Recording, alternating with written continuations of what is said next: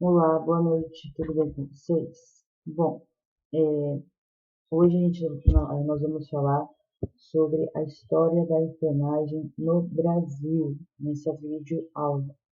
Então, vamos retratar um pouco sobre contexto histórico no Brasil e sobre alguns personagens que nós vamos ter neste contexto histórico, tá? Então, como a outra aula vai ser um pouco longa porque é história, então aí tem que retratar muito bem para ficar bem claro aí os nossos conceitos históricos, tá? Vou começar rapidão.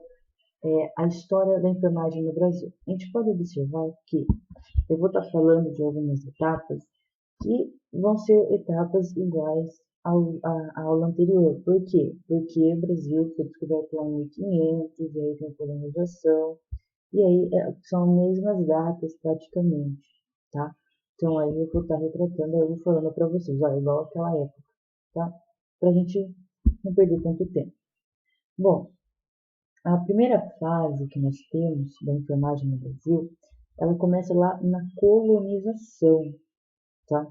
Que na colonização, lá no início do século XV, no século XIV, tá? Que vai até o século XIX, até o início do século XIX, tá bom?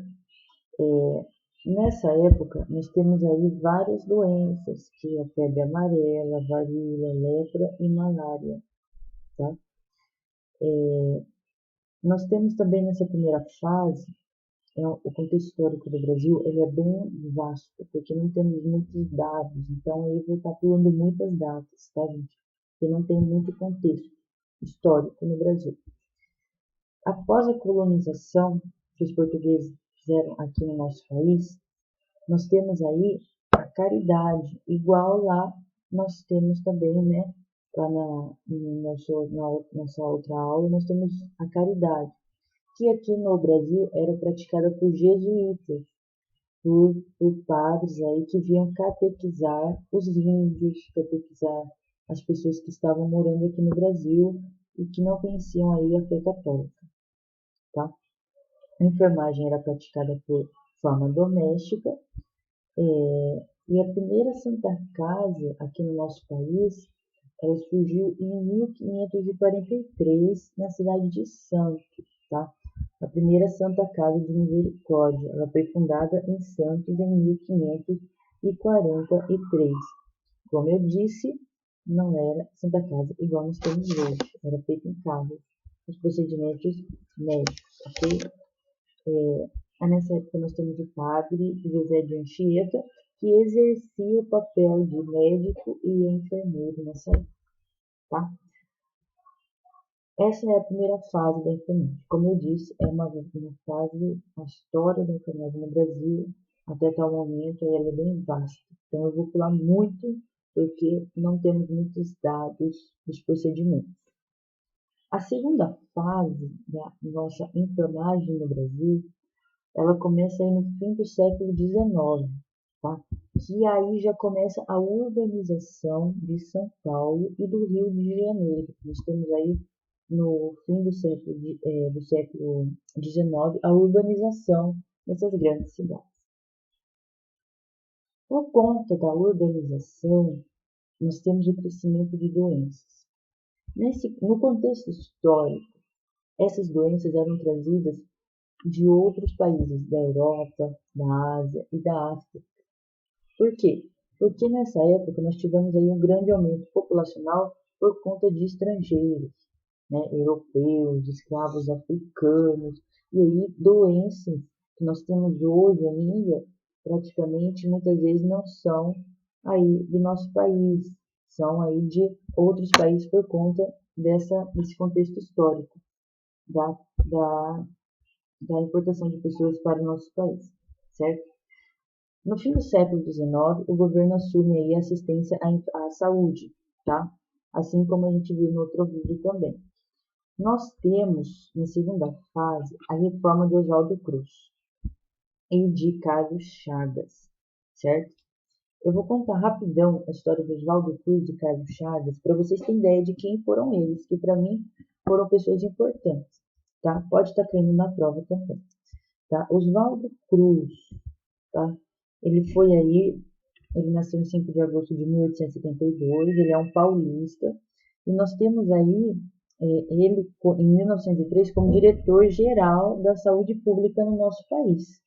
Então, em 1903, ele foi aí declarado como diretor-geral da saúde, o ministro da saúde que nós temos hoje, né? Aí ele coordenou várias campanhas de erradicação da varíola, da febre amarela, no Rio de Janeiro, certo? E também ele fez uma revolução na saúde sanitária. Por quê? Naquela época nós não tínhamos saneamento básico, não tínhamos menor condições de higiene nas cidades. A cidade do Rio de Janeiro era considerada uma das cidades mais sujas do mundo, por conta de esgoto a céu aberto, por conta de lixões e por várias outras coisas. Então essas doenças elas se propagavam muito rapidamente, tá?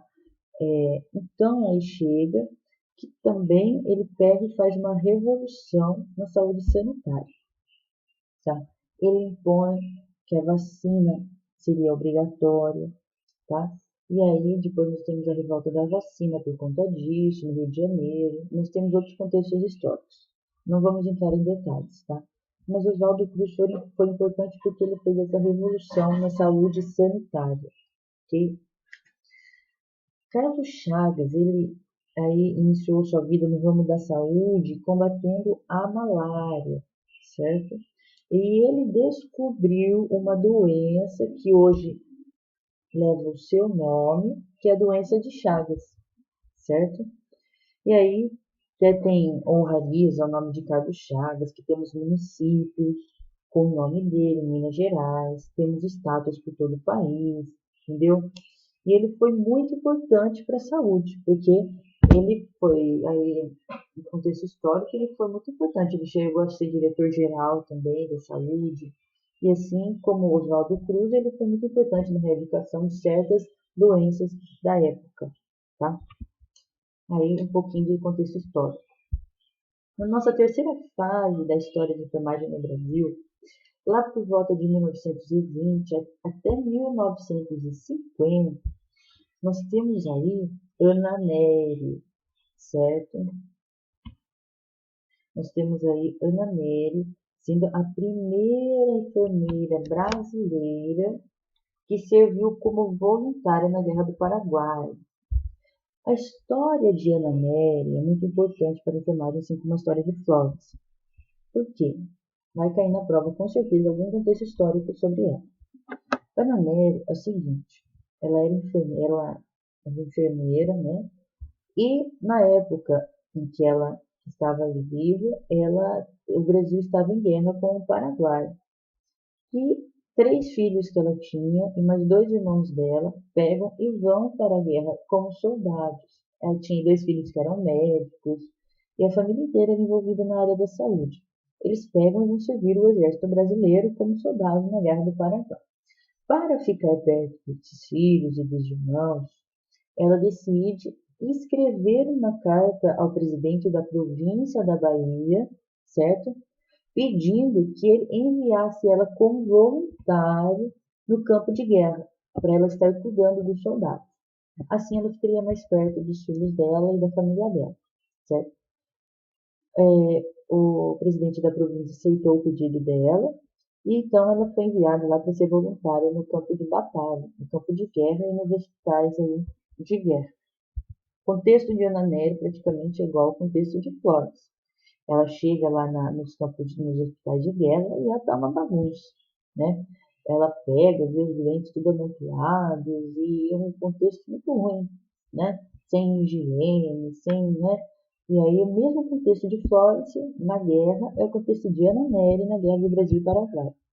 Então a Ana Nery também foi uma enfermeira muito importante. E o que ela fez? Ela organizou os seus hospitais.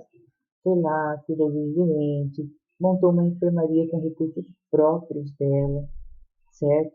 Cuidou de mais de 6 mil soldados, certo? E assim como Florence, ela rompeu na época os preconceitos contra a mulher. Porque naquela época a mulher era feita para ficar cozinhando, limpando a casa, e ela e Florence foram enfrentar as barreiras, e a gente pode ver que cuidar de homens, soldados na época era um preconceito muito grande, né? Até no caso que muitas vezes elas eram desrespeitadas pelos generais, e aí, mas mesmo assim elas lutaram pela proteção aí, e tanto Florence como a Nanelli fizeram uma revolução muito grande aí nos campos de guerra, certo? Aí a Nanelli morre em 20 de maio de 1880, tá? E nós temos aí o contexto de Ana Nery. Quem quiser saber mais sobre a Ana Nery, gente, é bem rápido, é bem curta a história dela. Tem um vídeo, um filme que chama Brava Gente, no YouTube. E aí você pode estar assistindo, é bem legal esse contexto histórico. É um filme brasileiro. Assiste só o começo, porque tem paixão rolado no meio, e aí não fica da hora. Mas aí o contexto histórico mesmo, como que ela chegou, a situação que ela vive nos hospitais, é bem da hora. Você está assistindo Brava Gente. É 45 minutos, rapidão, só assiste até os 20 minutos do vídeo e já tá ótimo, tá? Aí nós terminamos essa parte histórica, certo? Nos slides tem mais contextos históricos, mas aí fala muito sobre leis implantadas. Eu acho que vai ter até o contexto de Ana Nery, por conta dos contextos históricos mesmo, entendeu? Bom, prosseguindo aí a matéria, nós temos a enfermagem e as suas categorias de enfermagem aqui no nosso país. Também envolve o contexto histórico, tá? Porque cada país tem uma regência de lei, e nós vamos ver a regência de lei abrangente na enfermagem aqui no nosso país, certo? Aí lá tem definição do que é enfermagem, certo? A enfermagem é ciência e arte do cuidado. Então, se você está fazendo enfermagem, é porque você tem a arte e a ciência juntas para cuidar de uma pessoa, certo? A profissão é uma profissão da área da saúde, vinculada às ciências biológicas, com habilidades provenientes de ciências humanas. Eu achei uma frase bem da hora isso daqui, porque ela fala muito do que é cientificamente nos estudos aí a enfermagem. Ela abrange aí três grandes áreas, né? Saúde, biológico e aí humano. Aí nós temos aí quem faz parte, tá, da equipe de enfermagem. Quem são os componentes da equipe de enfermagem, certo? É fácil. Enfermeiro, técnico de enfermagem e auxiliar de enfermagem. São três componentes aí da equipe de enfermagem. Então aí nós vamos ter a equipe completa com esses três profissionais, três tipos de profissionais. Vou falar um pouquinho de lei aqui, porque eu tenho que falar, porque senão vocês não vão conseguir entender. A Lei 7.498, certo? De 25 de junho de 1986, fala um pouco da profissão de enfermagem. Um pouco não, o contexto dela é sobre a profissão de enfermagem. No artigo 1, diz assim, é livre o exercício da enfermagem. Então, qualquer um pode exercer o exercício da enfermagem, tá? Só exercida por pessoas legalmente habilitadas e inscritas nos conselhos de enfermagem. Logicamente que é livre, mas para quem é registrado, para quem fez curso, para quem fez faculdade. E tem que ser registrado nos conselhos COREN e COFEN. COREN, Conselho Regional de Enfermagem, e COFEN, Conselho Federal de Enfermagem. Tá? A pessoa tem que ser registrada nesses conselhos aí para estar exercendo a sua profissão de enfermeiro, técnico ou auxiliar.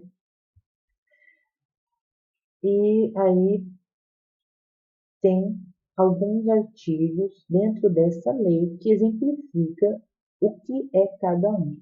O que faz o enfermeiro, o que faz o técnico, o que faz o auxiliar. Bem rapidamente, tá, gente? São enfermeiros. O titular de diploma, porque ele tem que ter um diploma de graduação. E os exercícios do enfermeiro são os seguintes: planejar, organizar, coordenar os serviços de assistência à enfermagem, tá? Consultoria, auditoria e parecer sobre a matéria de enfermagem também são as ações do enfermeiro. Enfermeiro é quem é graduado. Nós vamos ser enfermeiros, tá? Nós vamos poder aí fazer consultorias, auditorias. Quando desconfiarmos de alguma coisa dentro do hospital, nós podemos aí entrar com ações, tá? Nosso dever também será prescrever os cuidados, tá? Da enfermagem. O médico, ele vai lá, ele receita os remédios e o enfermeiro vai lá e receita os cuidados que serão tomados com aquele paciente. Vai ser administrado isso, de tal hora, tal hora. Ele vai tomar banho tal hora, ele vai deitar naquele leito, ele vai deitar naquela cama, junto com aquele outro paciente. Mas o enfermeiro ele vai separar os quadros críticos dentro da enfermaria. Então, o enfermeiro aí ele vai coordenar toda a estrutura da enfermaria. O enfermeiro ele também ele vai educar, visando a melhoria da saúde da população. Ok? O técnico ele é aí na nossa hierarquia abaixo do enfermeiro. O técnico, dentro desta lei, ele vai participar da programação da assistência de enfermagem. Ele vai executar ações assistenciais de enfermagem e ele vai participar da equipe de saúde, certo? Então, o técnico, falando com minhas palavras, ele vai manipular os medicamentos, vai medicar, vai, no caso, dar banho nos pacientes que estão inconscientes, ele vai fazer assistência mais paciente profissional, entendeu? O enfermeiro, ele receita os cuidados, ele é mais o chefe. E o técnico, ele é mais assistencial. Ele aí presta assistência, tanto ao paciente quanto ao enfermeiro, tá? Aí nós temos aqui também o auxiliar. O auxiliar, na nossa hierarquia, ele é abaixo do técnico. Então, aí ele vai observar, reconhecer e descrever sinais e sintomas. Então, aí o paciente está com sinais e sintomas de uma patologia. Ele vai observar e vai falar, chegar no técnico e no enfermeiro. Ou talvez até no médico. Mas na hierarquia ele vai falar para o técnico fala para o enfermeiro fala com o médico. Tá? Ele vai ter ações de tratamento simples, certo? E prestar cuidados de higiene e conforto ao paciente. Então, o auxiliar ele é mais básico o trabalho dele, ele não tem tanto conhecimento na área de saúde, certo? Na parte aí também, nós temos a equipe multidisciplinar. Então, essas três categorias formam essa equipe de profissionais de saúde. A enfermagem realiza importante função, fornecendo importante suporte para que o paciente atinja a cura. Então, a união desses três profissionais, enfermeiro, técnico e auxiliar, vai formar essa equipe multidisciplinar que vai prestar serviço de saúde até o paciente atingir o seu estado de cura, entendeu? Até ele se reestabilizar. Bom, essa é a parte da lei, lá que eu estava falando sobre a lei.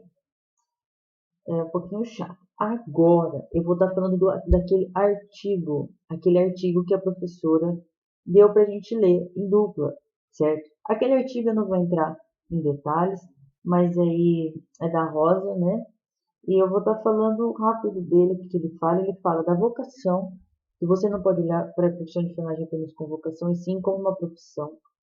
Você tem que pensar como se a enfermagem fosse algo não vocacional, só vocacional, mas sim como uma profissão.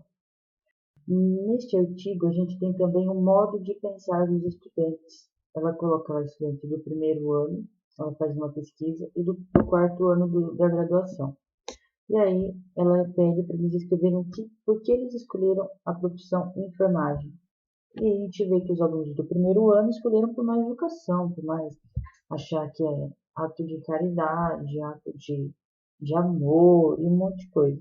E os alunos do quarto ano, eles olham de um lado mais profissional, um lado que eles estão ali para uma profissão, para algo não vocacional apenas, para algo lado profissional, ok?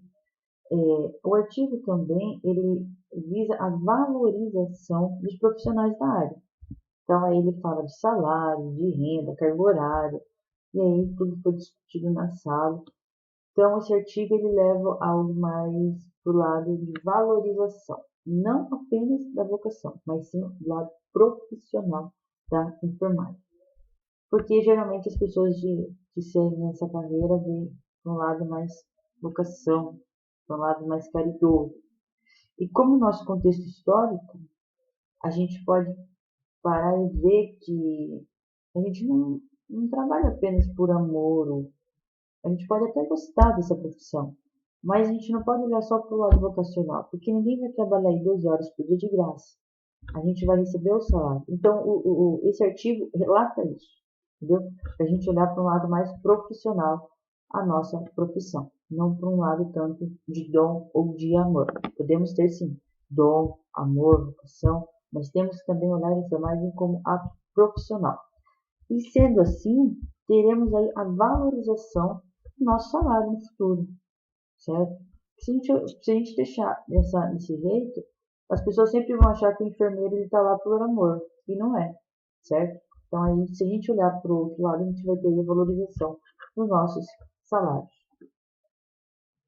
Terminando aí o artigo rosa, nós vamos ver as teorias de enfermagem, certo? Também está no nosso contexto. Nós vamos ver algumas pessoas que introduziram algumas teorias aí no ramo da enfermagem. A finalidade dessas teorias é descrever, explicar, prever e prescrever o cuidado da enfermagem, certo? Então, vou citar alguns só, porque aí a gente vai ver mais sobre um em específico, tá? A gente pode ver Rogers, tá?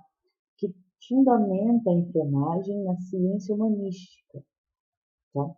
E para ele, a enfermagem é humanística e tem que promover a saúde e prevenir a doença, certo? E alcançar no paciente o máximo bem-estar. Wanda Horta é outra pessoa, uma mulher, que também criou uma teoria, nessa teoria dela, ela fala que todas as necessidades básicas do paciente têm que ser satisfeitas pelo enfermeiro, certo? Por nós que trabalhamos na área de enfermagem, tá? Quais são as necessidades? Fisiológica, que é o fisiológico, que inclui respiração, ele tem que estar sempre hidratado por água, né? Pelo sono, é fisiológico, as necessidades fisiológicas de comer, entendeu? E várias coisas que suprem o nosso corpo. Segurança, certo? O paciente a gente tem que transmitir para ele segurança, de recursos, de emprego, de moralidade, entendeu? E a gente tem amor, né? A gente tem que satisfazer o amor gerando amizade, tá?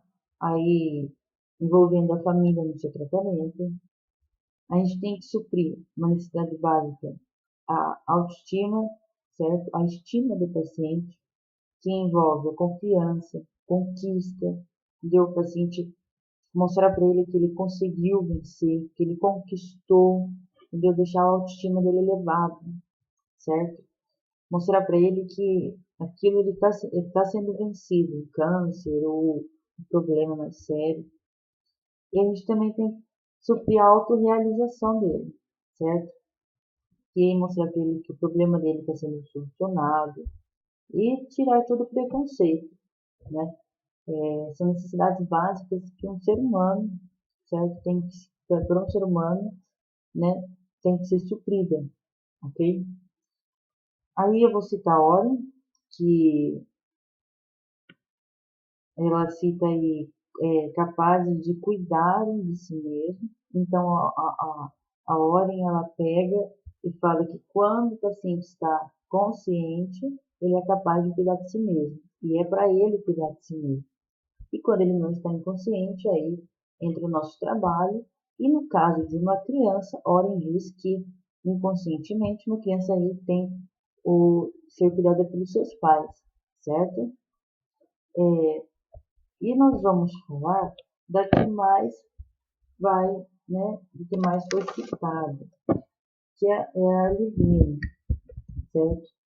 Ela crê na conservação de energia, a energia que um ser humano passa para o outro, tá? Ela tem aí a teoria de conservatio, que é manter junto, certo? São teorias de conservações, tá? Com essas teorias, ela crê na reação do paciente à doença. A reação do paciente à doença, certo? E ela tem dentro da sua teoria alguns tópicos, certo? De conservação, tá? E eu vou estar explicando, são 4, e eu vou estar explicando os 4. Ela crê na conservação de energia, certo? Que a fonte de energia individual é que vai promover, que vai ter a reação da doença no paciente, certo? Por exemplo, a irritabilidade, a fraqueza e a ansiedade são sintomas tanto de doenças respiratórias quanto de anemias. Então, aí a energia envolve a conservação fisiológica do paciente. Ela crê na integridade estrutural, que diz que a manutenção ou recuperação do paciente, certo?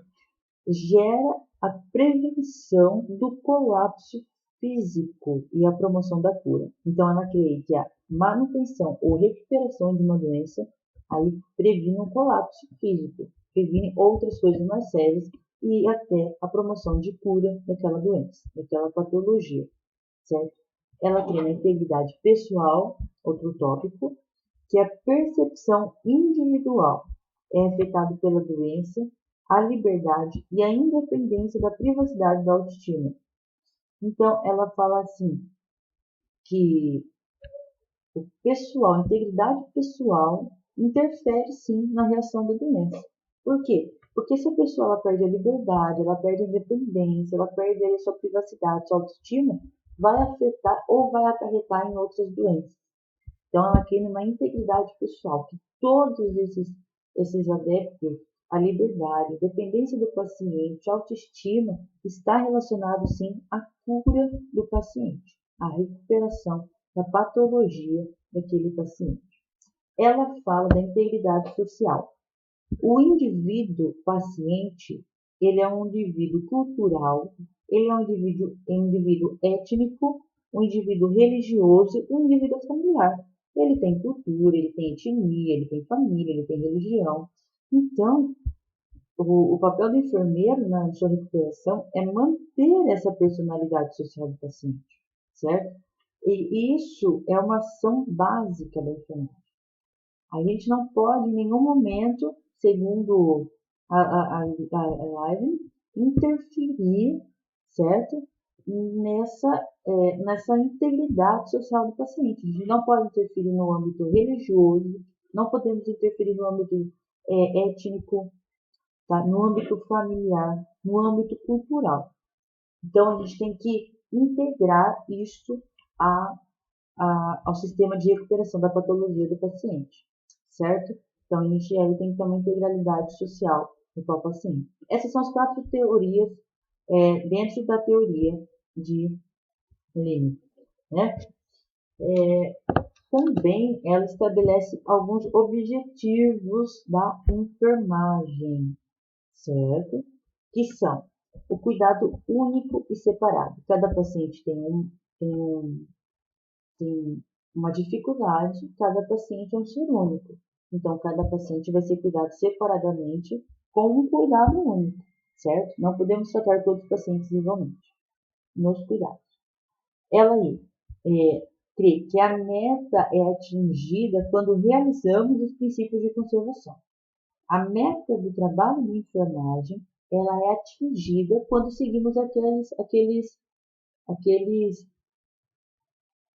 posso falar, aqueles princípios de conservação, que são aí, a conservação de energia, que é a fisiologia, a conservação de integridade cultural, a conservação de integridade pessoal e a conservação de integridade social.